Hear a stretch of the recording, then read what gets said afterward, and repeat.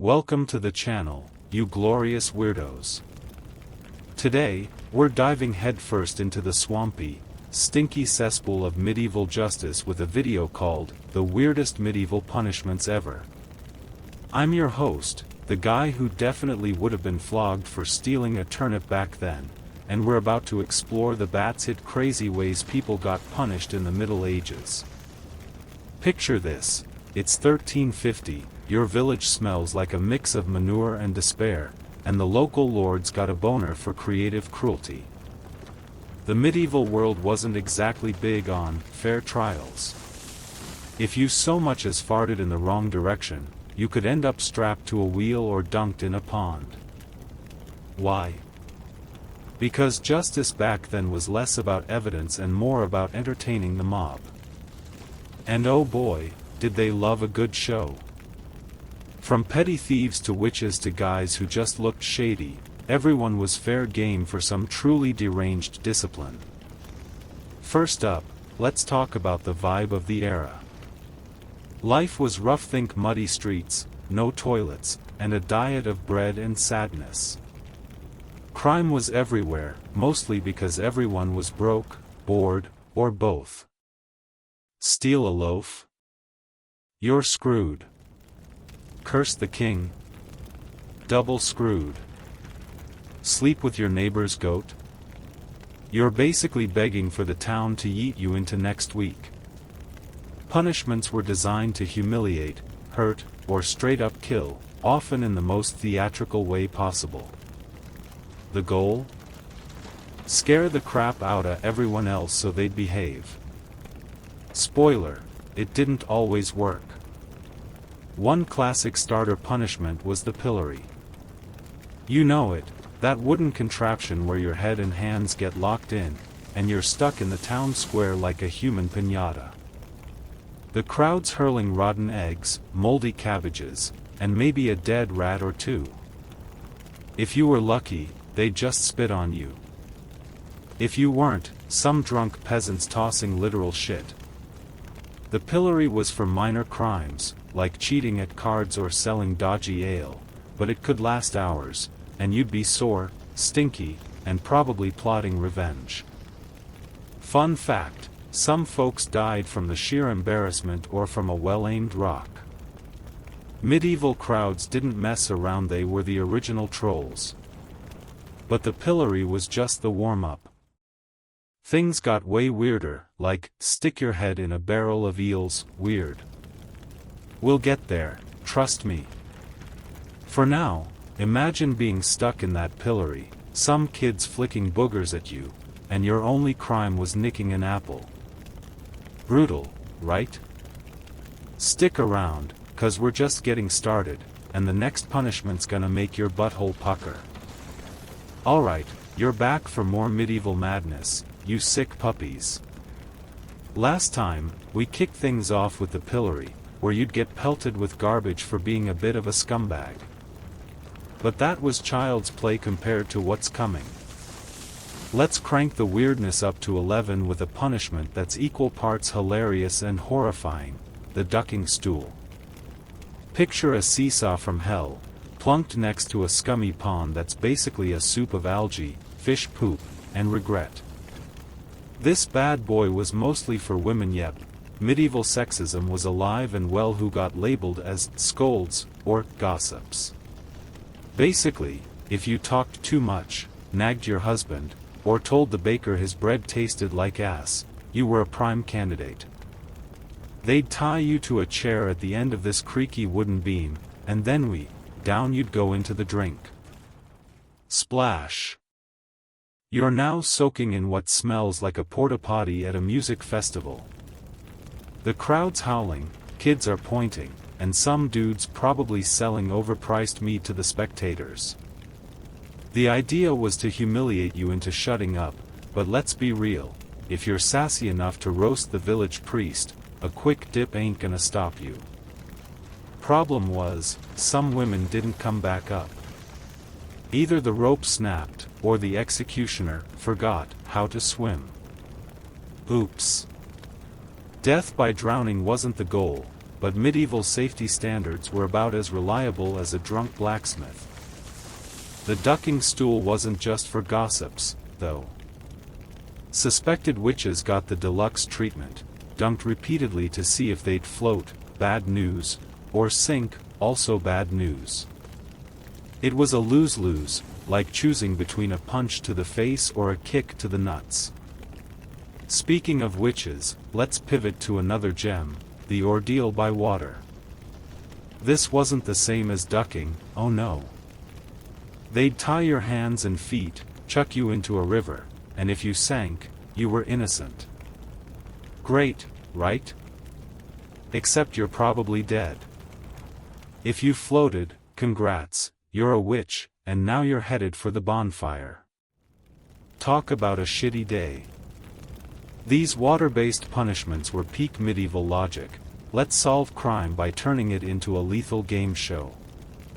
The crowd loved it, though nothing says family outing like watching someone flail in a pond.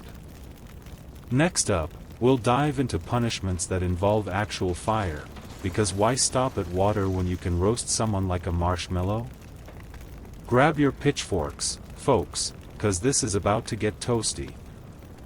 If you thought the ducking stool was a splashy disaster, buckle up, because medieval folks loved turning up the heat literally. Welcome back to our dive into the weirdest medieval punishments, where justice was served with a side of scorched skin.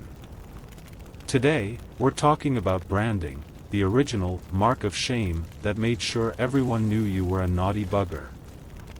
Picture this: you stole a chicken, and now some burly blacksmith's pressing a red-hot iron into your cheek, thigh, or yep, sometimes your arse. The brand was usually a letter, like T for thief or F for forger, so you'd carry your crime like a permanent bumper sticker. Hurt like hell, smelled like burnt bacon, and good luck getting a date after that. The crowd loved it, cheering like it was a pig wrestling contest. Branding wasn't just for show, it was practical. Got branded? You're marked for life, so every village knew to lock up their chickens when you strolled in. Some poor sods got branded on the forehead. Talk about a conversation starter. But it wasn't always a quick sizzle. If the executioner was in a bad mood, or just hungover, he'd hold that iron down extra long, leaving you screaming and probably pissing yourself. Fun fact, branding was considered merciful, compared to chopping off a hand. Yay, progress. But let's crank the heat higher with trial by fire. This was the medieval equivalent of prove you're innocent by not dying. They'd make you walk over glowing coals or grab a hot iron and carry it a few steps. If your burns healed cleanly, God said you're cool. If they festered, well, you're toast, sometimes literally. The logic? Divine intervention, baby. Except God seemed to have a lousy track record, since most folks ended up with pus-filled blisters and a one-way ticket to the gallows. These fiery punishments were peak medieval entertainment. Think Netflix, but with more screaming. Next up, we'll hack into punishments that involve actual chopping. Spoiler, it's not just firewood they're slicing. Alright, you twisted lot, you're still here for more medieval mayhem. Last time, we got all hot and bothered with branding and trial by fire, but now let's get downright choppy with mutilation punishments. Yep, the Middle Ages had a thing for lopping off body parts like it was a clearance sale at the butcher's. Steal a loaf of bread? Kiss your hand goodbye? Eavesdrop on the Lord's gossip? Say adios to an ear?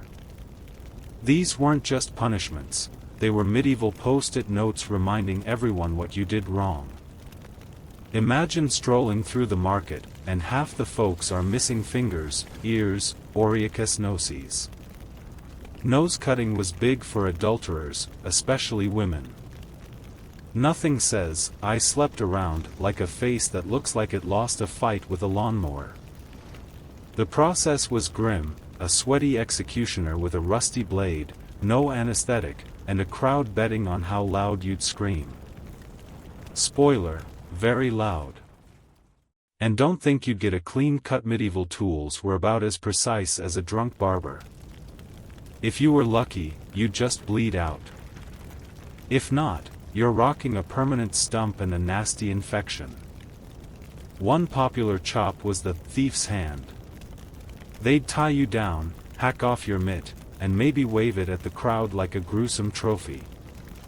Some places even hung the hand around your neck for a few days. Talk about accessorizing.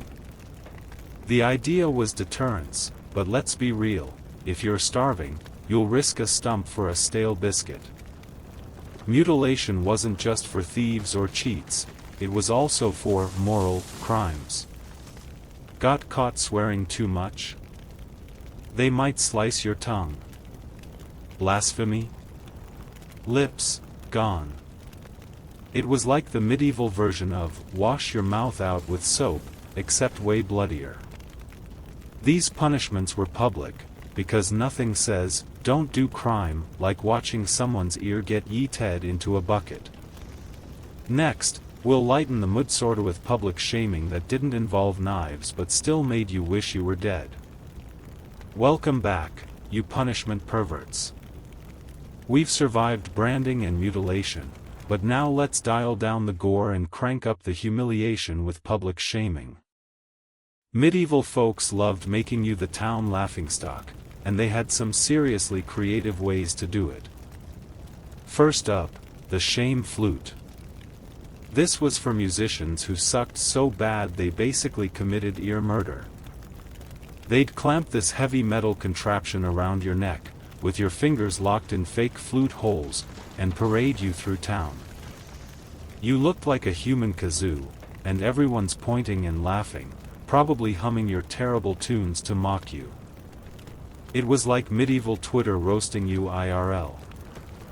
Another gem was the barrel punishment. Mess up, like getting drunk and pissing in the village well?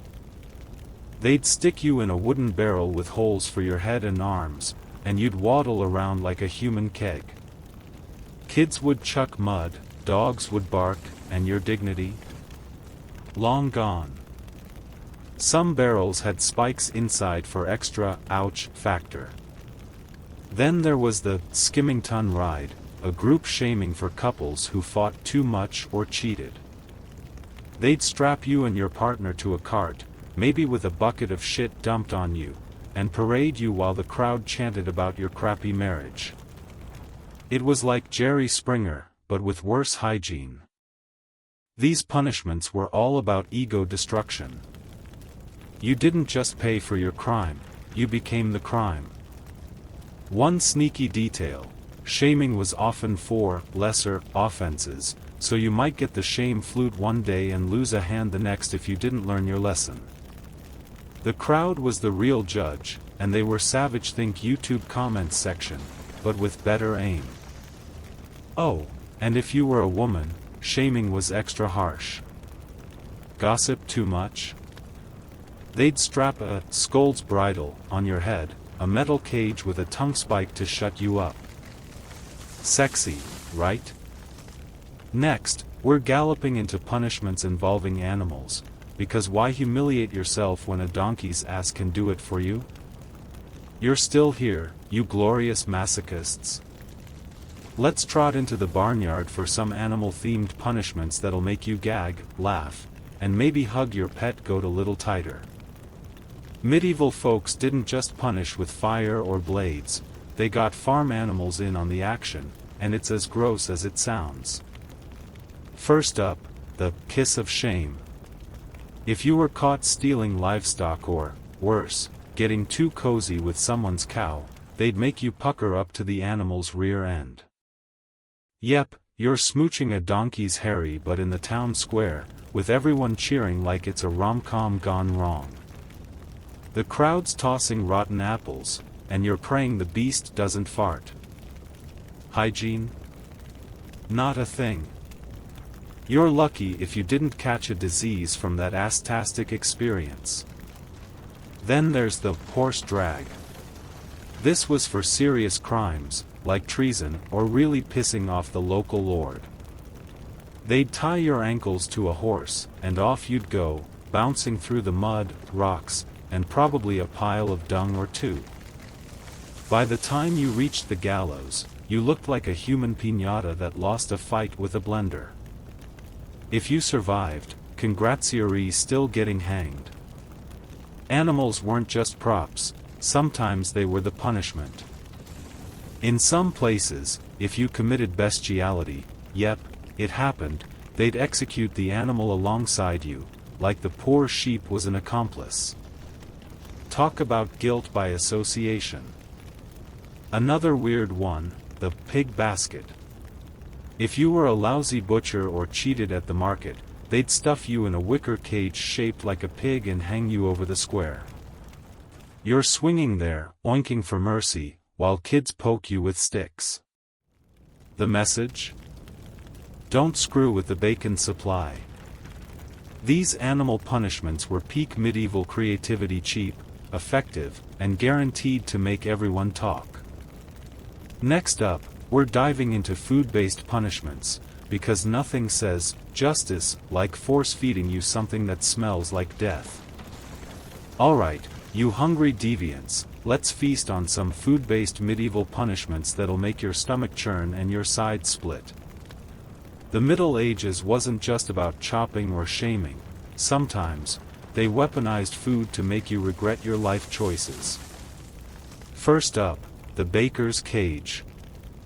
If you were a baker who sold underweight loaves or mixed sawdust into the flour, sneaky bastards, they'd lock you in a wicker basket and dunk you in the river. You're flopping around like a soggy croissant, while the crowd's chanting, "Make better bread, you cheapskate."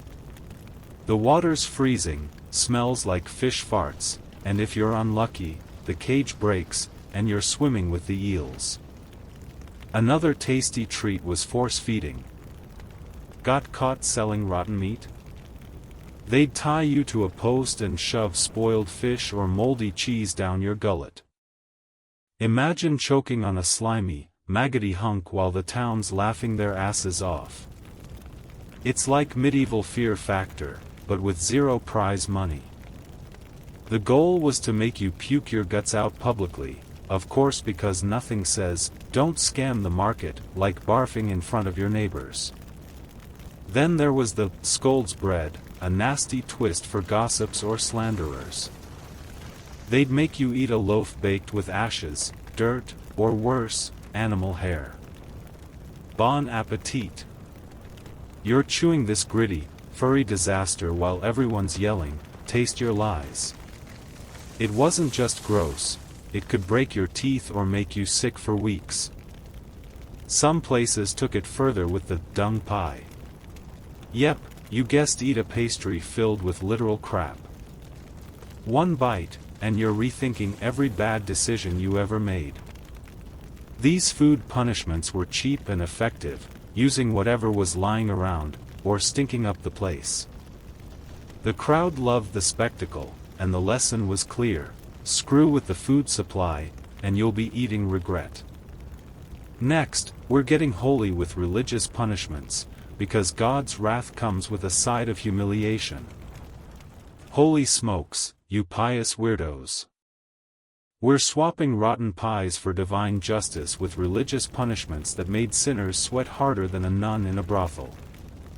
Medieval Europe was obsessed with God, so if you stepped out of line spiritually, the church had some creative ways to slap you back to salvation. First up, excommunication. This wasn't just a "you're fired" from church, it was a spiritual nuke.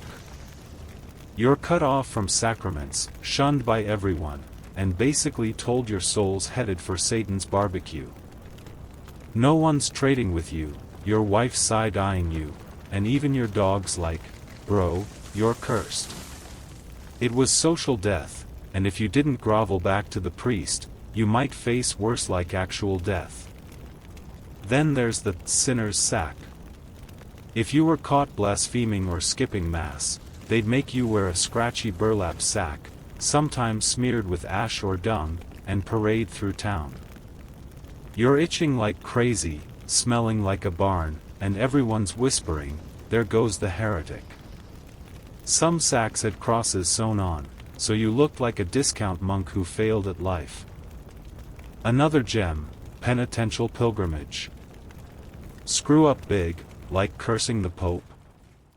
They'd send you on a barefoot trek to a far-off shrine, like Jerusalem or Santiago. You're dodging bandits, eating dirt, and your feet look like raw hamburger by week 2. The church called it redemption, you called it, why did I mouth off? Oh, and don't forget public penance. You'd kneel outside the church for days, maybe in chains, begging forgiveness while passers-by chucked insults or worse. One wrong move, and you're labeled a heretic, which meant fire time. We'll get there. These punishments were about saving your soul by destroying your dignity. The church was the ultimate medieval mean girl, and you didn't want to cross her. Next, we're cranking up the pain with torture devices that'll make your bits shrivel. You're back, you gluttons for punishment. We're leaving the church's guilt trips behind and diving into torture devices that make medieval justice look like a horror flick directed by a sadist. These contraptions weren't just about pain, they were engineered to make you scream, cry, and probably poop yourself in front of a cheering crowd. First up, the rack. This was the OG stretch machine, a wooden frame with ropes and cranks. They'd tie your wrists and ankles, then turn the crank, slowly stretching you like human taffy. Your joints pop, your muscles tear, and you're begging for mercy while the executioner's whistling a tune. It was used for confessions. Nothing says, "I did it," like your spine sounding like popcorn. Worse, some racks were spiked, so you're getting poked and pulled. Fun. Then there's the pear of anguish. Oh boy, this one's nasty. It's a metal device shaped like a pear, that they'd shove in your mouth, or brace yourself your butt or other sensitive bits. Crank it open, and it expands, tearing everything inside. It was for liars, blasphemers, or anyone the Lord didn't like. Imagine the crowd's faces as you're wailing with a pear up your arse. Spoiler, they're not sympathetic. Another classic, the thumbscrew. This little gadget crushed your thumbs, or toes, between metal plates. It's like slamming your finger in a door, but slower and with an audience. They'd tighten it until your bones cracked, and you're confessing to crimes you didn't even know existed. These devices were precision cruelty, designed to break you without killing you yet. The crowd loved the drama, and the torturer? He's just happy to clock in. Next, we're swinging into executions, because sometimes pain wasn't enough, they wanted you gone for good. Alright, you bloodthirsty freaks, it's time to say goodbye permanently with medieval executions that were as brutal as they were bonkers. Torture was fun, but sometimes the law wanted you deader than a doornail, and they made it a spectacle. First up, hanging. Sounds simple, right? Wrong. Medieval hangings were messy. They'd string you up on a rickety gallows, but the drop wasn't long enough to snap your neck. So, you're choking, kicking, and turning blue while the crowd's eating snacks and placing bets on how long you'll twitch. If the rope broke, it happened, they'd just try again. Lucky you. Then there's beheading, the VIP of executions if you were fancy. A skilled axeman could lop your head off in one swing, but most were drunk or just bad at their job. You're kneeling there, praying for a clean cut, but oops, 3 hacks later, your neck's a mess, and the crowd's groaning like it's a bad golf shot. For the really bad eggs, they rolled out the breaking wheel. They'd tie you to a big cartwheel, then smash your limbs with a sledgehammer until you're a human pretzel. If you were lucky, they'd finish you with a blow to the chest. If not, you're left to die slowly, dangling like a broken puppet. The wheel was a crowd pleaser, think medieval UFC, but with zero comeback fights. Executions weren't just about killing, they were theater. Your head might end up on a spike, or your body quartered and sent to different towns as a warning. Nothing says, "Don't steal," like your uncle's torso on display. These were the Middle Ages blockbuster events, and everyone showed up. Next, we're crossing borders for some regional flavors of crazy, starting with Spain's favorite neck snapper. Welcome back, you grim goblins. We're taking our punishment tour global, medieval global, with regional specialties that make hanging look like a timeout. Let's start in Spain with the garrote, a device that's like a hug from a serial killer. They'd sit you in a chair, loop a metal band around your neck, and twist it tighter than your grandma's purse strings. Your eyes bug out, your face turns purple, and crack your spine's Denizo. It was cleaner than hacking, so the Spanish loved it for heretics and thieves. The crowd's watching like it's a cooking show, waiting for the final snap. Over in Scandinavia, they had the blood eagle, a punishment so metal it sounds like a Viking death metal album. Reserved for traitors or enemies, they'd cut open your back, pull your ribs apart, and yank out your lungs to flop on your shoulders like bloody wings. Were you alive for this? Maybe. Did it look badass? Hell yeah. Did it suck? Beyond imagination. The blood eagle was rare, more legend than law, but it scared the crap out of everyone. In England, they loved hanging, drawing, and quartering for treason. They'd hang you till you're half dead, cut you down, rip out your guts, while you're watching, then chop you into 4 pieces. Your bits were mailed to different towns like gruesome postcards. The crowd's eating it up, literally munching on pies while your intestines hit the dirt. These regional punishments were like medieval branding, each place had its signature move. They weren't just about death, they were about sending a message: screw with us, and you'll be a cautionary tale. Next, we're digging into more obscure punishments, because why stop at normal crazy when you can go full Bat's hit? You're still with me, you deranged lunatics? We're scraping the bottom of the medieval punishment barrel for the truly obscure, weird-as-hell stuff that makes you wonder what these people were smoking. First up, the rooster burial. In some German towns, if you were a sorcerer or just really unpopular, they'd bury you alive with a live rooster. Why? Who the hell knows? You're 6 feet under, gasping for air, while a chicken's pecking your face and crowing like it's auditioning for a barnyard band. The logic was probably, evil plus rooster equals justice, but it's peak medieval WTF. Another gem, the drunkard's cloak. If you were caught boozing too much in England, they'd strap you into a barrel with holes for your arms and head, painted with bright colors to scream, "I'm a lush." You'd stagger through town, probably still drunk, while kids threw ale-soaked rags and dogs nipped your ankles. It was like a walk of shame, but with worse fashion. Then there's the brank, a metal mask for gossips, with a spike that went in your mouth. Talk too much? Now you're drooling and mumbling while the town laughs. Some branks were shaped like animal heads, so you're waddling around looking like a demonic pig. These obscure punishments were low budget but high impact, perfect for small towns with big grudges. They didn't need fancy torturers, just a weird idea and a crowd ready to point and laugh. The rooster burial might have been rare, but it shows how far they'd go to make a point, even if the point was, "we're nuts." These oddball penalties were like medieval memorandum, brutal, and unforgettable. Next, we're circling back to some crowd favorites, because who doesn't love a good flogging? Back for more, you whip-loving weirdos. Let's revisit a classic that never got old in the Middle Ages, flogging. This wasn't your grandma's spanking, it was a public beatdown designed to make you cry and the crowd cheer. They'd tie you to a post or cart, strip your shirt off, and let a beefy guy with a whip go to town on your back.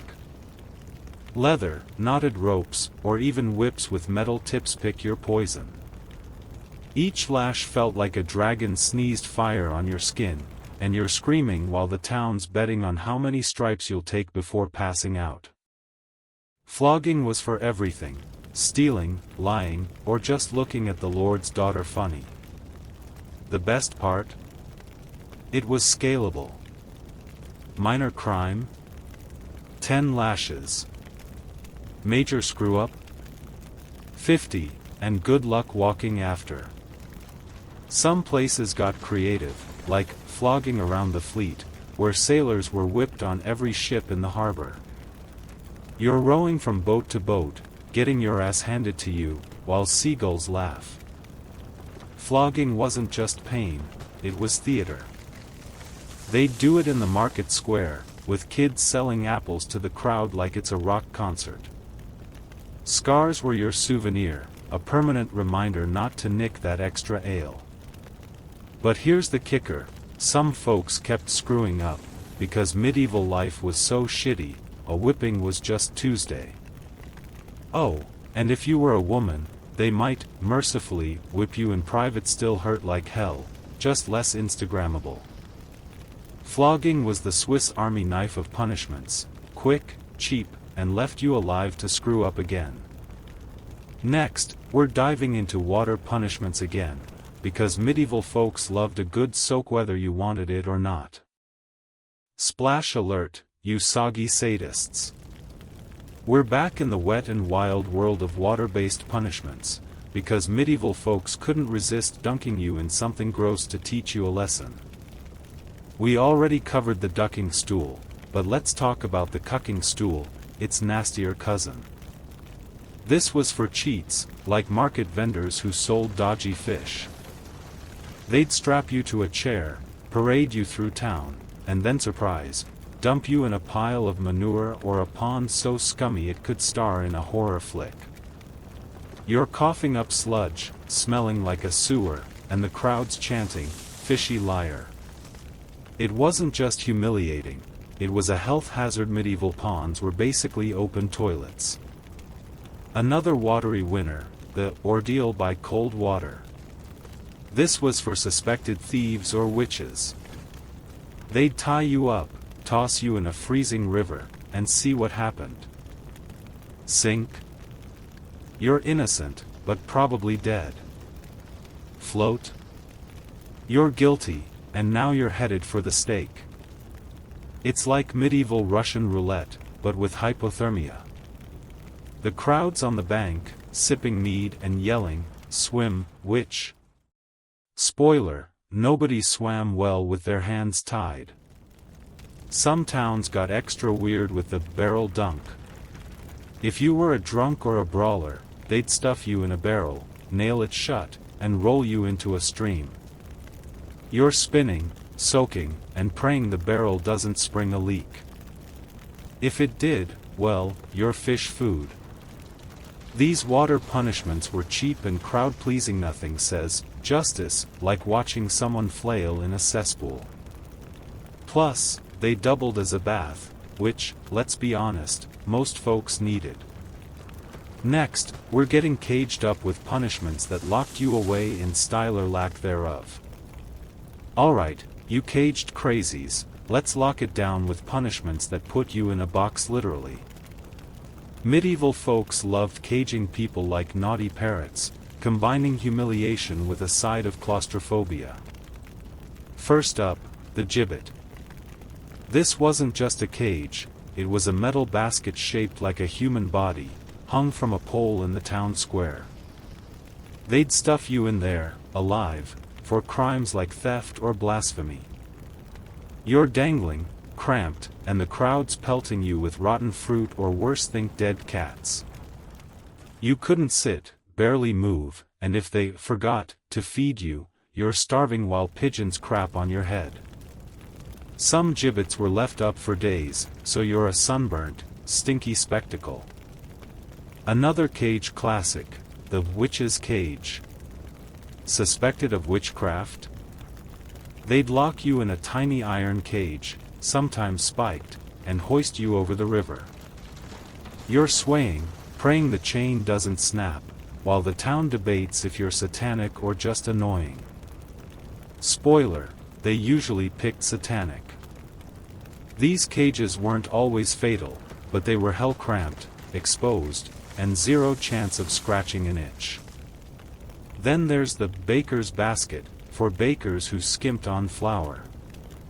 They'd cram you into a wicker cage, parade you around, and maybe dunk you in a pond for extra laughs.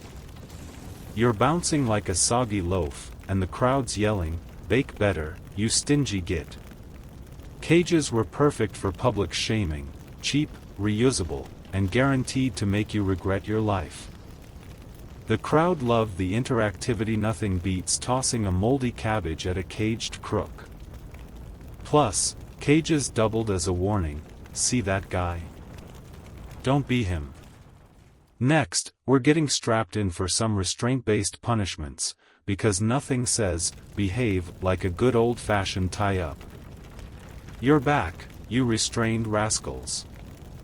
Let's get tied up with medieval punishments that used ropes, chains, and sheer ingenuity to keep you in line literally.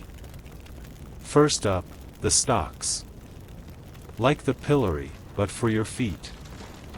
They'd lock your ankles in a wooden frame, and you're stuck sitting in the square, dodging whatever the crowd's throwing: mud, eggs, or that one guy's chamber pot. Your crimes written on a sign above you, like "stole a pie" or "drunk idiot." You're there for hours, maybe days, with sore legs and a sorer ego. Kids were the worst, flicking pebbles or drawing mustaches on your face with charcoal. Another gem, the chain gang.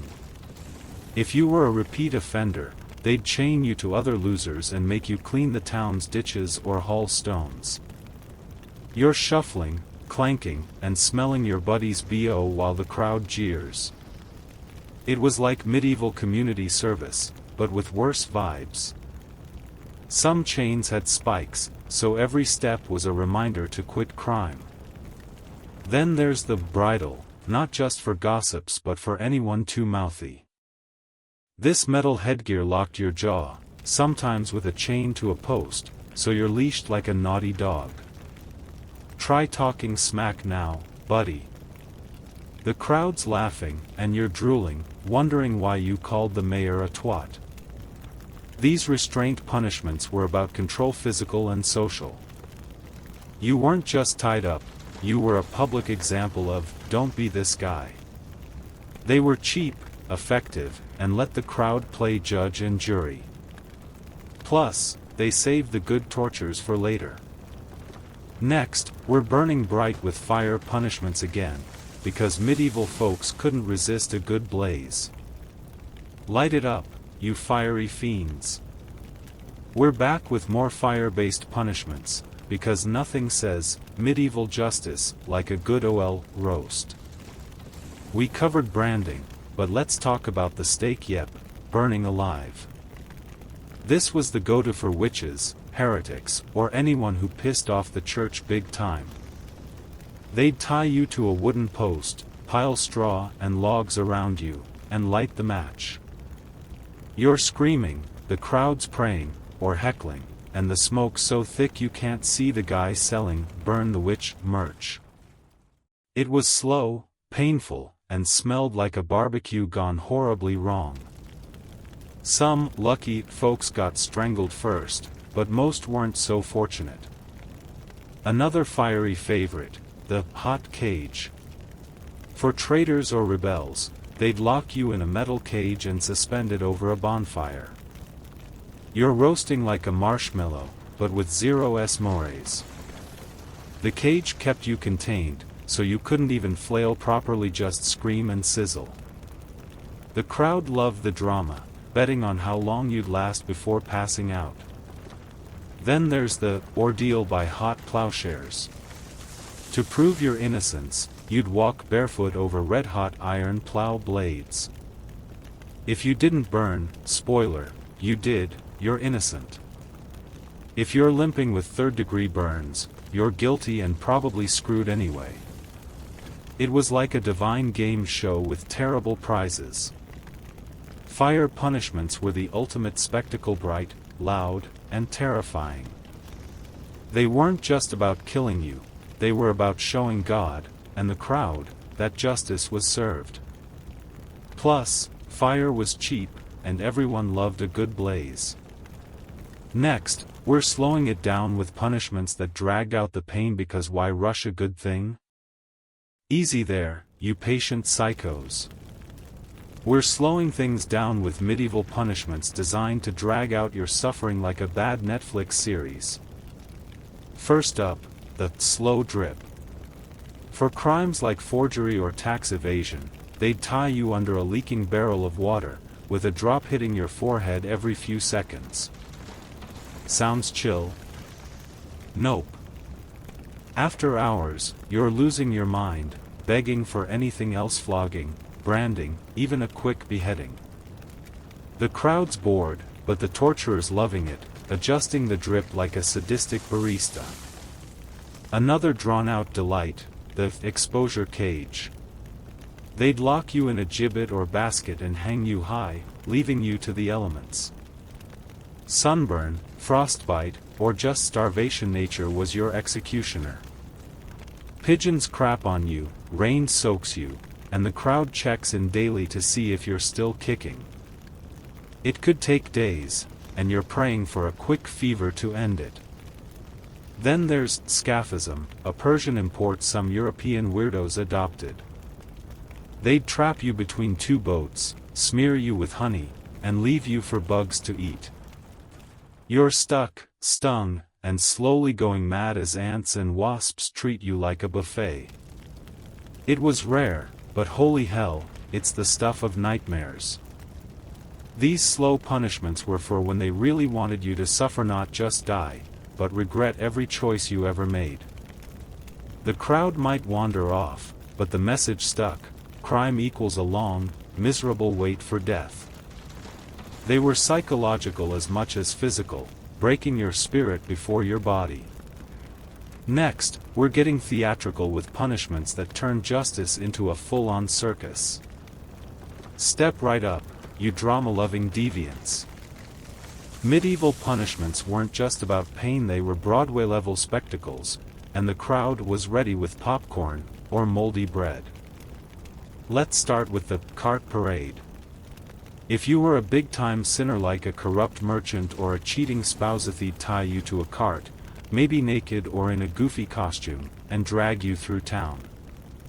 You're dodging rotten veggies, the town drunks yelling about your mom, and someone's painted "loser" on your back. The cart might stop at every corner for extra shaming, like a medieval roast on wheels. Another showstopper, the mock execution. For lesser crimes, they'd fake your death to scare you straight. They'd lead you to the gallows, put the noose around your neck, and let you sweat while the crowd boos. At the last second, they'd pardon you, but not before you've pissed your pants and sworn to join a monastery.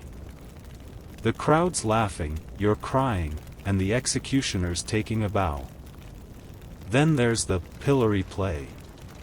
In some towns, they'd spice up the pillory with a mini skit, actors mocking your crime while you're stuck with your head in the stocks. Stole a pig? They're oinking in your face.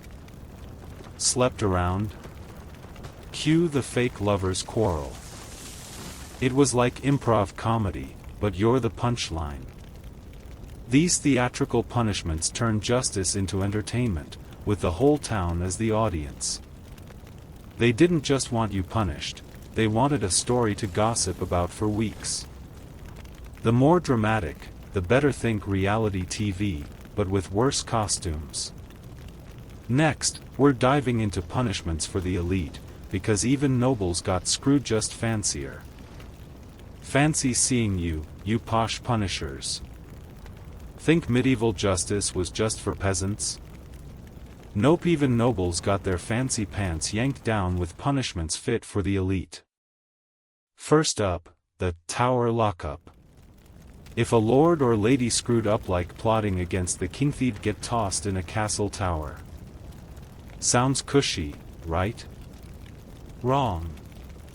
You're in a drafty stone room, eating stale bread, with a bucket for a toilet. No servants, no feasts, just you and some rats plotting your memoir. You might sit there for years, losing your mind while your rivals steal your land. Another high-class hit, attainder. This was legal death for traitors. The king strips your titles, lands, and fancy hat collection, leaving you a nobody. Your family's screwed, to no inheritance, just shame. You're alive, but you're basically a ghost in tattered velvet. Then there's the duel of honor. If two nobles had beef, they'd fight to the death, sanctioned by the court. You're swinging swords in shiny armor, but one slip, and you're a kebab. The crowd's betting on who's got the better squire. These elite punishments were less bloody than peasant ones, but they hit where it hurt: status. Losing your title or freedom was worse than a flogging for these snobs. Plus, the king loved making an example. Nothing says, obey, like a duke in chains. The crowd still got their show, just with better-dressed victims. Next, we're back to the masses with crowd participation punishments, because medieval folks loved getting hands-on. Gather round, you rowdy rabble. Medieval punishments weren't just top-down. Sometimes the crowd got to play executioner, and they loved it. First up, the hurlathon. When you were in the pillory or stocks, the town turned it into a free-for-all.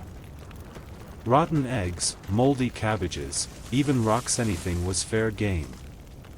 You're ducking, or not, while kids aim for your face and drunks try to accidentally hit your crotch.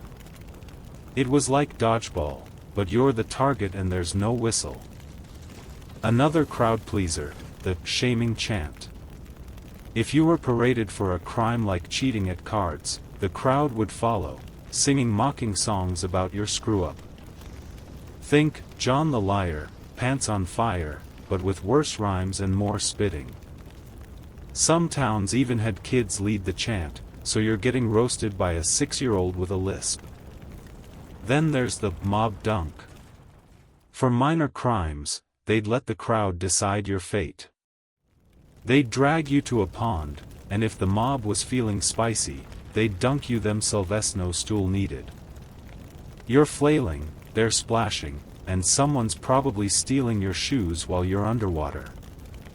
These crowd participation punishments were medieval social media. Everyone got to pile on, and the louder, the better. It wasn't just about hurting you, it was about bonding the town over your misery. The crowd felt like heroes, and you felt like garbage. Plus, it was free entertainment. Who needs Netflix when you've got a thief to pelt? Next, we're getting weird again with punishments that used your own body against you.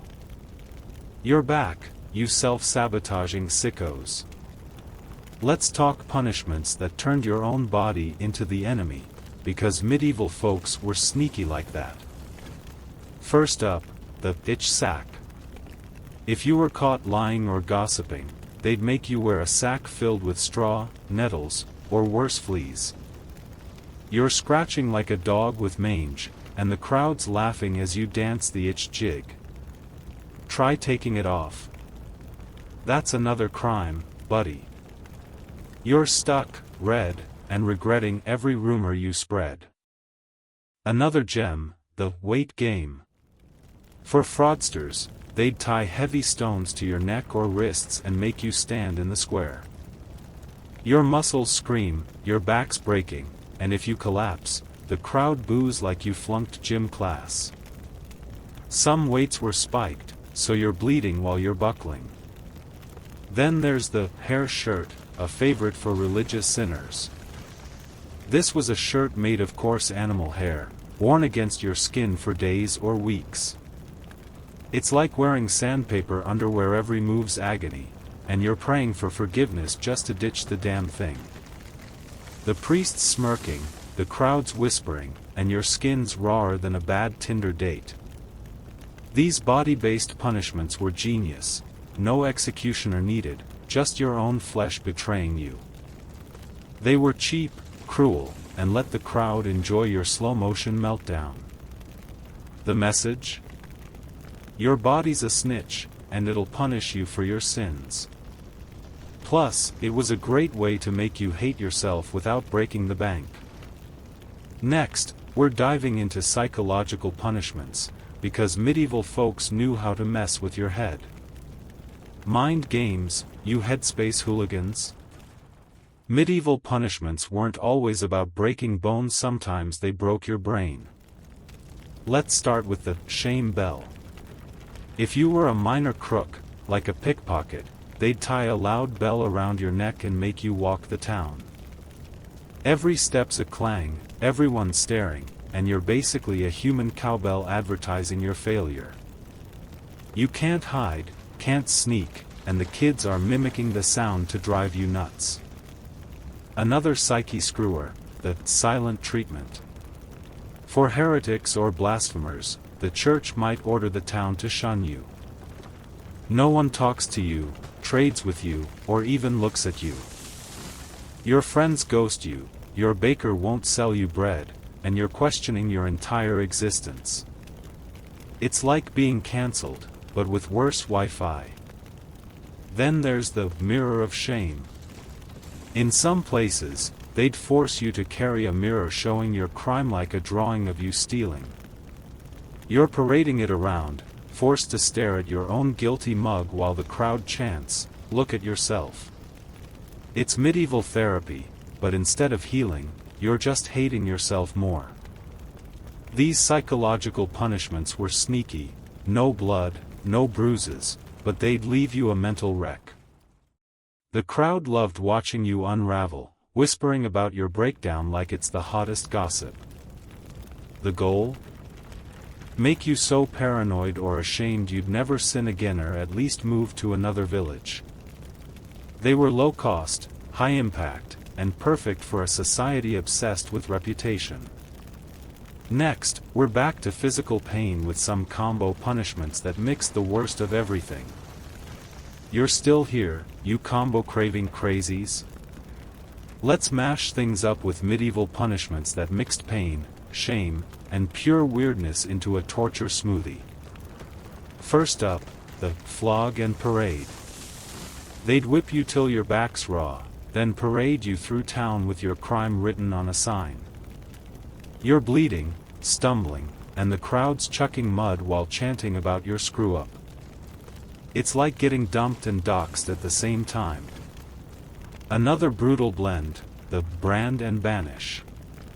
They'd sear a mark on your face, say, "T for thief," then kick you out of town. You're scarred, homeless, and every village you limp into knows your trouble. Good luck finding a job with "criminal" literally burned into your forehead. Then there's the cage and dunk. They'd lock you in a gibbet, hang you over a river, and lower you in for a quick dip. You're cramped, soaked, and the crowd's betting on whether you'll drown or just cry. It's like a water park ride, but with zero fun and a side of pneumonia. These combo punishments were medieval multitasking. Why pick one torture when you can do three? They hit you physically, socially, and emotionally, leaving you a wreck in every way. The crowd got a full show: blood, tears, and a chance to yell insults. It was efficient, too, one session, maximum suffering. The message? Don't even think about crime, because we'll throw the whole punishment playbook at you. Plus, it kept the executioner busy and the crowd entertained. Next, we're exploring punishments for kids, because even medieval brats weren't safe. Hold up, you pint-sized punishers. Think medieval kids got off easy? Nope, even the little ankle biters faced justice, and it was just as weird as the grown-up stuff. First up, the switch. If you were a kid caught stealing apples or sassing the priest, they'd make you pick a stick from a tree, then whip your butt with it. You're crying, the crowd's nodding like, good parenting, and you're never looking at an orchard the same way again. It was like a spanking, but with extra nature vibes. Another kid classic, the dunce cap. Screw up in school, like forgetting your Latin or doodling on a scroll. They'd plop a pointy hat on you labeled fool and make you stand in the corner. Your classmates are giggling, you're blushing, and the teacher's smirking like he invented comedy. In some towns, they'd add a bell, so you're jingling your shame for all to hear. Then there's the public apology. If you were a naughty teen, say, caught kissing behind the barn, they'd make you stand in church and confess your sins to everyone. You're mumbling about your makeout session, your mom's glaring, and the old ladies are clutching their rosaries. It's like a TED Talk, but about your bad life choices. These kid punishments were lighter than adult Onesno branding or cages, but they still stung, especially your pride. The goal was to shape you up before you grew into a full-fledged criminal. The crowd, especially parents, loved it. Nothing bonds a village like watching a brat get humbled. Next, we're diving into punishments for animals, because medieval folks didn't even spare the cows. Movie over, you barnyard bandits. Medieval justice wasn't just for humans, animals got dragged into the courtroom, too, and it's as bonkers as it sounds. First up, the pig trial. If a pig ate a kid, rare, but it happened, they'd put the porker on trial like it's a furry felon. They'd dress it in a tiny hat, drag it to court, and sentence it to death, usually hanging. The crowd's watching a pig swing from a gallows, and someone's probably selling bacon on the side. It was like Law and Order, Farmyard Edition. Another animal oddity, the cursed critter. If a cow kicked over a lantern or a dog bit the baker, they might declare it possessed and burn it at the stake. You're watching Bessie the cow go up in flames while the priest chants about Satan. Spoiler, the cow's just confused. Then there's the excommunication of pests. In some towns, if locusts or rats ruined crops, the church would hold a trial and banish them spiritually. Picture a bishop yelling at a swarm to "get thee gone," while farmers nod solemnly. Did it work? Hell no, but it was great theater. These animal punishments were peak medieval logic. If something went wrong, blame the nearest non-human. It wasn't just about justice, it was about control, showing God and the crowd that even pigs follow the rules. The trials were absurd, but the crowd ate it up, because who doesn't love a pig in a wig? Plus, it gave lawyers something to do. Next, we're wrapping up with the weirdest of the weird punishments, so odd they defy explanation. You're back, you freaky fact finders. We're diving into the absolute strangest medieval punishments, the ones that make you go, did they snort too much mead? First up, the cheese ordeal. In some German villages, if you were accused of theft, they'd make you eat a massive chunk of dry cheese in front of the crowd. Choke or puke? Guilty. Swallow it fine? Innocent. You're gagging on crumbly dairy while the town bets on your gag reflex. It's like a food challenge, but with higher stakes and worse prizes. Another head-scratcher, the hot egg test. For minor crimes, they'd place a boiled egg in your hand. If you could hold it without flinching, you're clear. Burn or drop it? You're a liar. You're sweating, the egg sizzling, and the crowd's yelling, "Don't be a chicken." Then there's the sack of snakes. In rare cases, for sorcery or cursing, they'd tie you in a sack with a few angry snakes and toss you in a river. You're wrestling vipers, drowning, and praying for a quick end. The crowds on the bank, debating if you're witchy or just snake food. These ultra-weird punishments were outliers, often local traditions that even other medieval folks found nuts. They weren't about logic, they were about spectacle and superstition. The crowd loved the randomness. Nothing bonds a village like watching someone wrestle a cheese wheel or a cobra. Plus, it kept things fresh when flogging got old. Next, we're reflecting on why medieval justice was so damn extra, because there's a method to this madness. Alright, you history hooligans, let's take a breather and figure out why medieval justice was crazier than a barrel of drunk monkeys. We've covered everything from butt-kissing donkeys to snake-filled sacks, but what's the deal? Simple: fear and fun. Medieval life was rough: plagues, wars, and no indoor plumbing. Crime felt like a personal attack on the village's shaky order, so punishments had to scare the bejesus out of everyone. Public executions, floggings, and shaming weren't just about the criminal, they were ads for, "Don't try this at home." The weirder the punishment, the longer people talked about it. Branding a thief's face? That's gossip for years. Plus, the church was all up in everyone's business, pushing the "God's watching" vibe. Trials by fire or water? That's divine customer service, proving justice was holy. But let's be real, the crowd was the real driver. They didn't have TV, so watching someone get dunked or stretched was their Super Bowl. Punishments were entertainment, bonding the community over a shared "sucks to be that guy" moment. The crude, theatrical stuff like parading a gossip in a pig mask wasn't just cruel, it was crowdsourced comedy. Even the absurd ones, like cheese ordeals, were about keeping things memorable.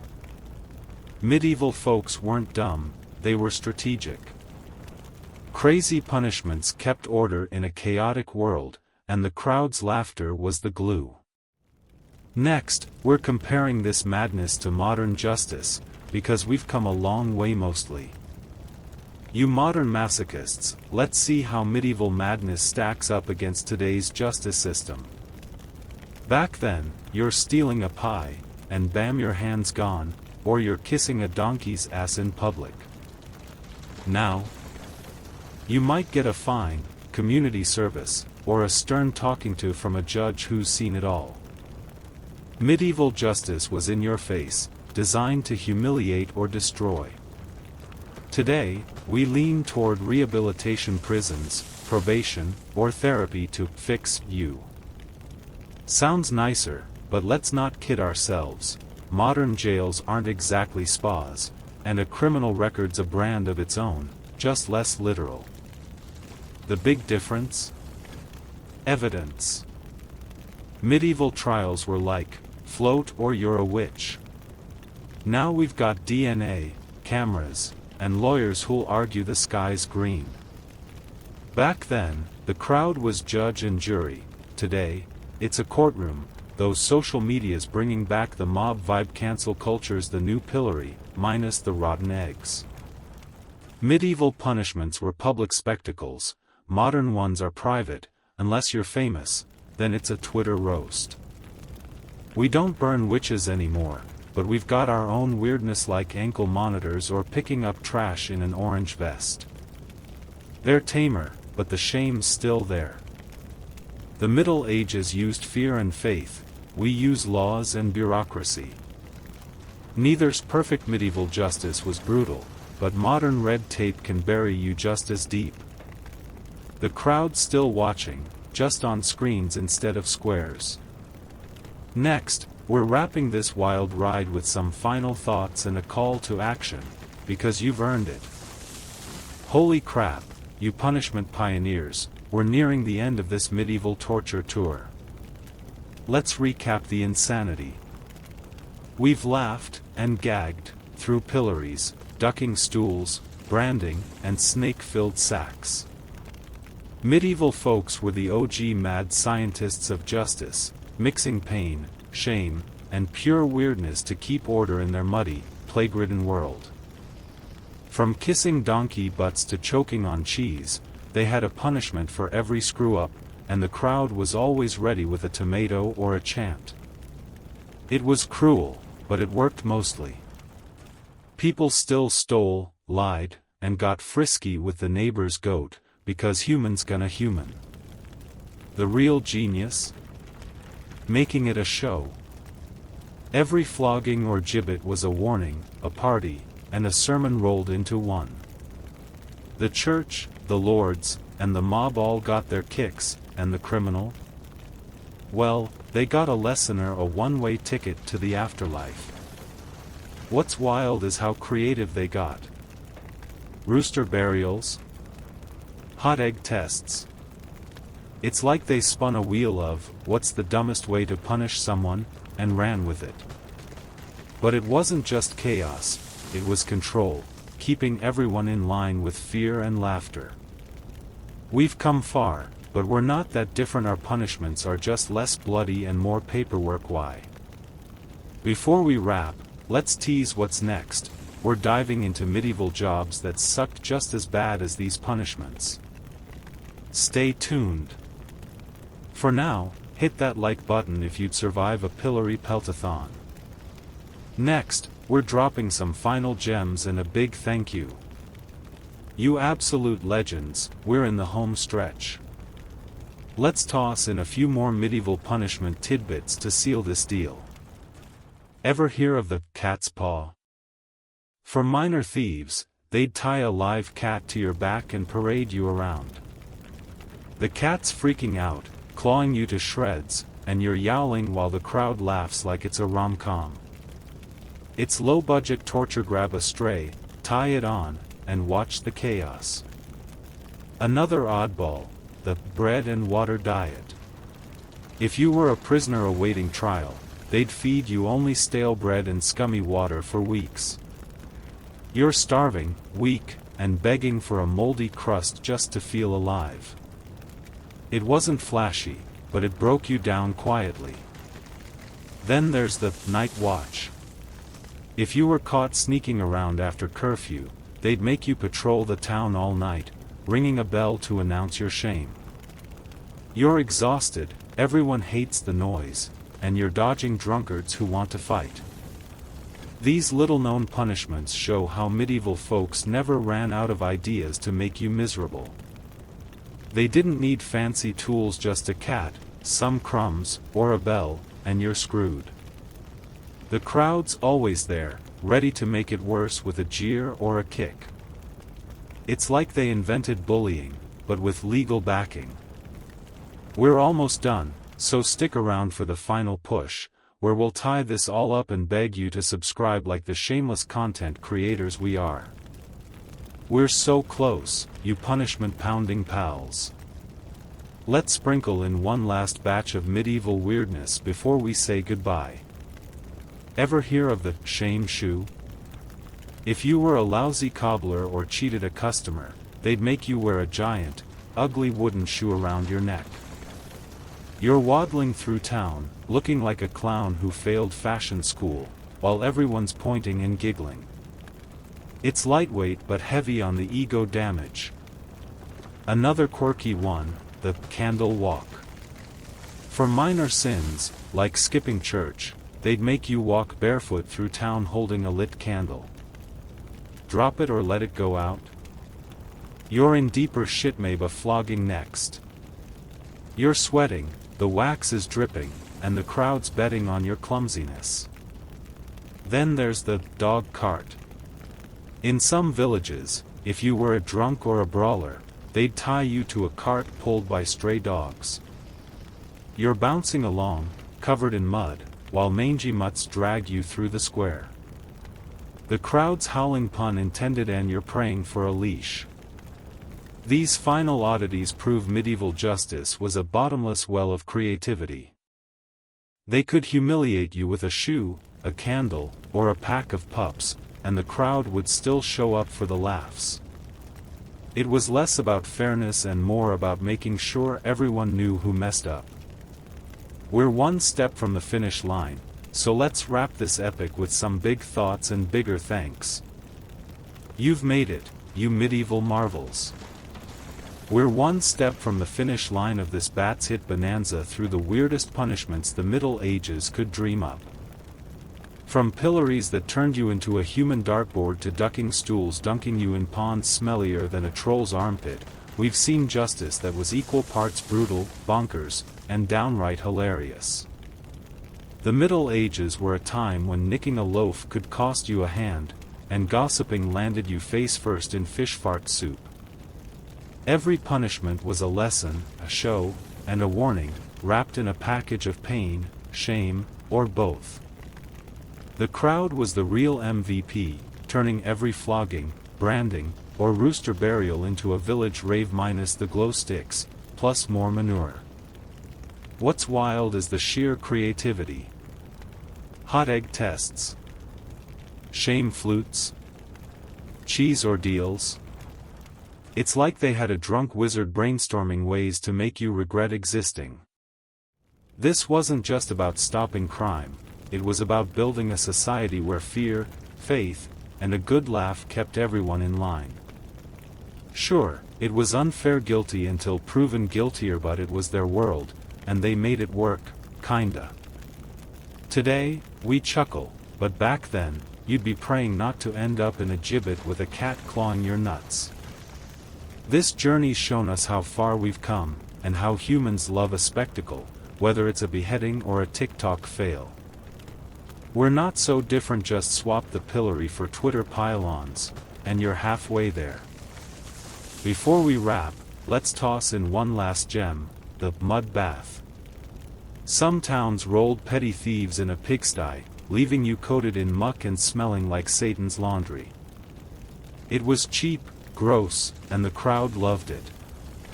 Stick around for the final bow, where we'll tie this up and beg you to subscribe like the shameless jesters we are.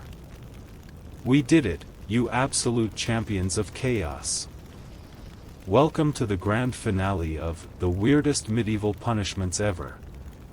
We've slogged through 34 parts of medieval madness, from kissing donkey butts to wrestling snakes in a sack so slimy it'd make a slug gag.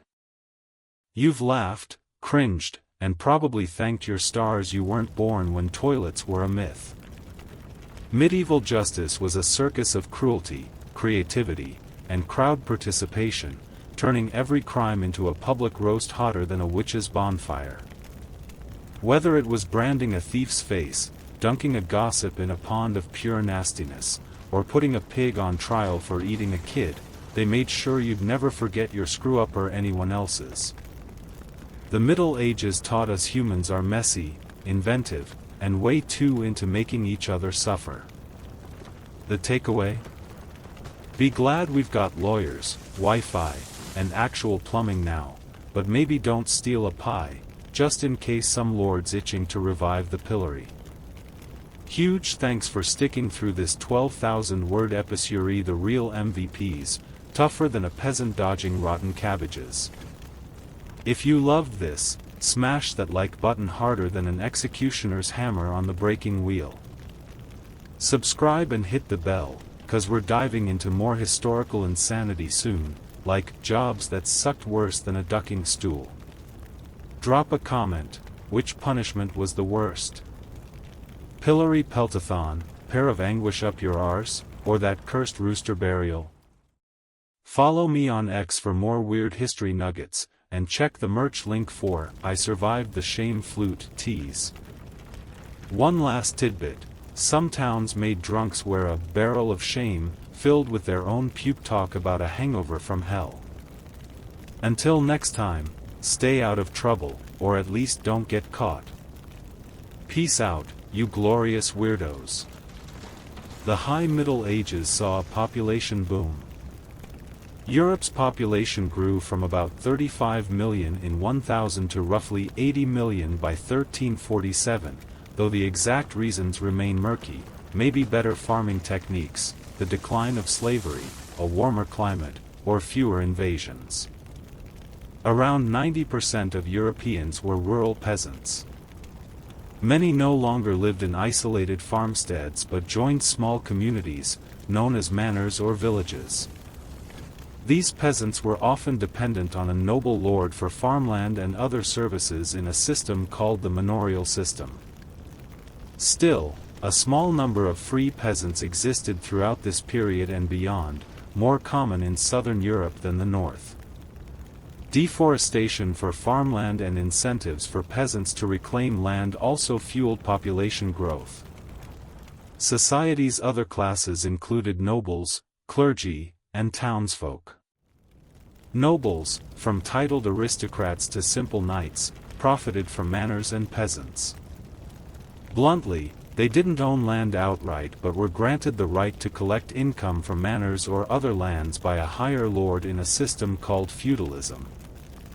In the 11th and 12th centuries, these lands, or fiefs, became hereditary, and in many regions, they could no longer be split among a patriarch's heirs as in the early Middle Ages. Instead, most fiefs and lands passed to the eldest son. Noble dominance rested on controlling land, serving as heavy cavalry, holding castles, and being exempt from taxes or labor.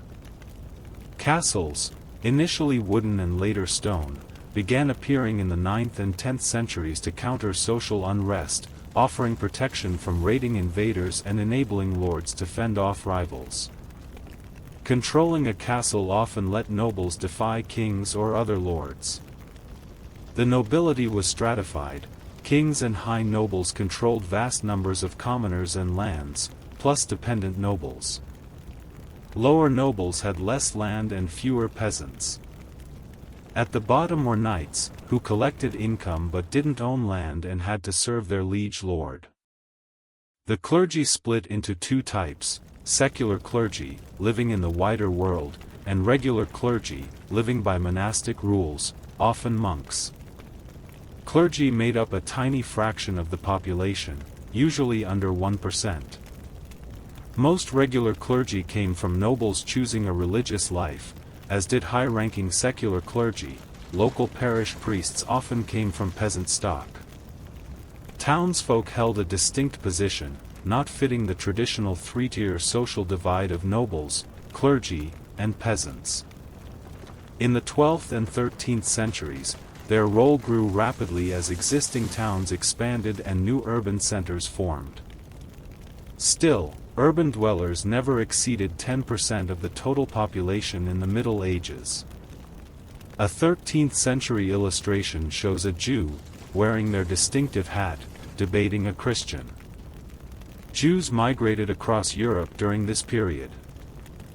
Communities formed in Germany and England in the 11th and 12th centuries, but Spanish Jews, long settled under Muslim rule, now faced Christian dominance and pressure to convert.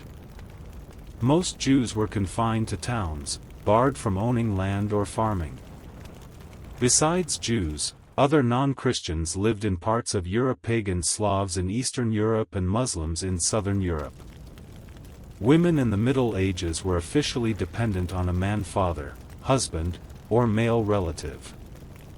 Widows, who often had more control over their lives, were still limited by law. Women's work typically involved managing households and domestic tasks.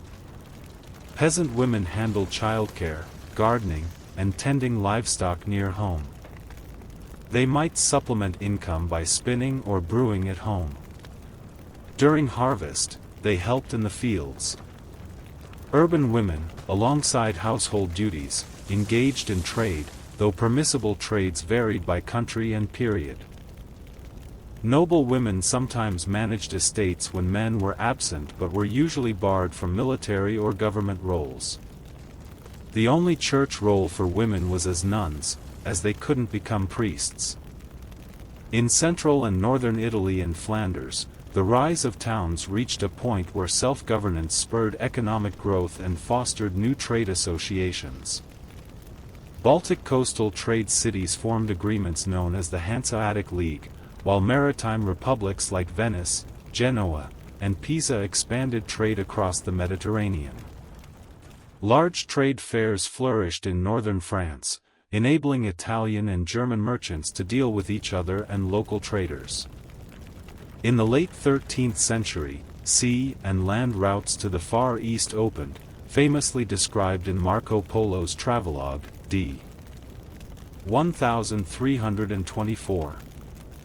Alongside trade opportunities, agricultural and technical advances boosted crop yields, which in turn allowed trade networks to expand. Rising trade brought new monetary transactions, with gold coins reintroduced in Europe, first in Italy, then France and elsewhere.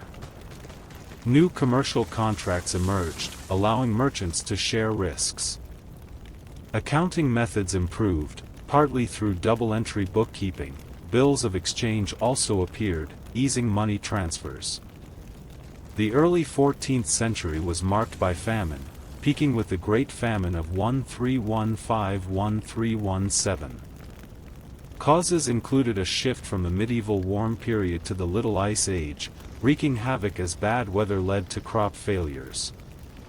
The years 1313–1314 and 1317–1321 saw relentless rain across Europe, causing widespread harvest failures. Climate change marked by a drop in average annual temperatures in the 14th century paired with an economic downturn. A 14th-century manuscript from Chroniques de France Oud Saint-Denis depicts the execution of Jacquerie leaders. These hardships were followed in 1347 by the Black Death, a plague that ravaged the continent for 3 years. It killed roughly 35 million people, a third of Europe's population. Towns were hit hardest due to cramped living conditions. Vast regions became deserted, with fields left untended in some areas. Wages rose as landlords scrambled to attract scarce labor to their fields. As disasters dragged on, land rents fell, and food demand dropped, both slashing landlords' agricultural income. Urban artisans began demanding better pay, sparking social tensions that erupted into large-scale revolts, including the Jacquerie in France, the Peasants' Revolt in England, and uprisings in Florence, Italy, and Ghent and Bruges, Flanders. The plague's devastation fueled a wave of penitential piety across Europe, seen in new charitable foundations, collective self-flagellation by flagellants, and scapegoating Jews as plague causers, intensifying their persecution. Instability worsened as the plague recurred multiple times through the 14th century, striking Europe periodically for the rest of the Middle Ages. The Black Death upended European society. Low-yield lands were abandoned as survivors sought fertile plots. While serfdom declined in Western Europe, it grew in Eastern Europe, where landlords imposed it on formerly free tenants. Most Western European peasants shifted from labor dues to cash rents. The proportion of serfs among peasants fell from a high of 90% to about 50% by the period's end. Landlords grew more aware of shared interests, banding together to demand privileges from authorities. Partly under landlord pressure, governments tried to legislate a return to pre-plague economic conditions, with little success. Literacy rates rose, and urban dwellers began emulating noble chivalric styles. A 1360 map of Europe shows the late Middle Ages rise of powerful monarchic nation-states, especially in England, France, and the Iberian Christian kingdoms, Aragon, Castile, and Portugal. Prolonged late medieval conflict strengthened royal control over kingdoms, but peasants bore the brunt. Kings profited from wars, expanding central authority and directly controlled lands. Funding wars required efficient taxation, and tax rates generally rose. However, the importance of taxation necessitated consensus from taxpayers, empowering representative bodies like England's Parliament and France's Estates General. A 15th-century illustration depicts Joan of Arc. In the 14th century, French kings sought to expand influence over noble territories. They faced challenges seizing English holdings in southern France, sparking the Hundred Years' War, lasting until 1453. Early on, the English, under Edward III, r. 1327-1377, and his son Edward, the Black Prince, d. 1376, won key battles at Crécy and Poitiers, capturing Calais and much of France. These pressures nearly fractured France, but English financial and internal struggles led to a truce. In the early 15th century, France neared collapse again as Charles VI went mad, lords fought civil wars, and the English, under Henry V, triumphed at Agincourt, 1415. Yet, by the late 1420s, Joan of Arc's, d. 1431, military successes led to French victory, with England losing its last southern French territories by 1453. The cost was steep, having France's population. Conversely, the war bolstered English national identity, blending regional traits into a unified ideal. It also fostered a distinct English culture, separate from the previously dominant French influence. The war's early phase saw the longbow's dominance and cannon's battlefield debut at Crécy in 1346. The Holy Roman Empire endured, but its elective emperorship prevented any dynasty from building a strong state. Farther east, Poland, Hungary, and Bohemia grew powerful.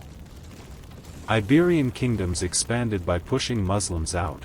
Portugal focused on overseas expansion in the 14th century, while others faced succession crises and other issues. England, after losing the Hundred Years' War, fell into the Wars of the Roses, lasting until 1490, ending when Henry Tudor, Henry VII, r. 1485-1509, consolidated power after defeating Richard III, r. 1483-1485, at Bosworth in 1485. Scandinavia unified under the Kalmar Union in the 14th and early 15th centuries, dissolving after Margrethe I of Denmark's death, d. 1412, who had united Denmark, Norway, and Sweden. The Hanseatic League, a trade alliance of city-states, was a Baltic powerhouse, trading from Western Europe to Russia. Scotland broke free from English domination under Robert Bruce, r. 1306-1329, recognized as king by the Pope in 1328. Though the Palaiologos emperors retook Constantinople from Western Europeans in 1261, they couldn't reclaim most former imperial lands. Their territory often comprised just the city and small Balkan, Aegean, and Black Sea coastal areas. Former Byzantine Balkan lands fell to Serbia, the Second Bulgarian Empire, and Venice.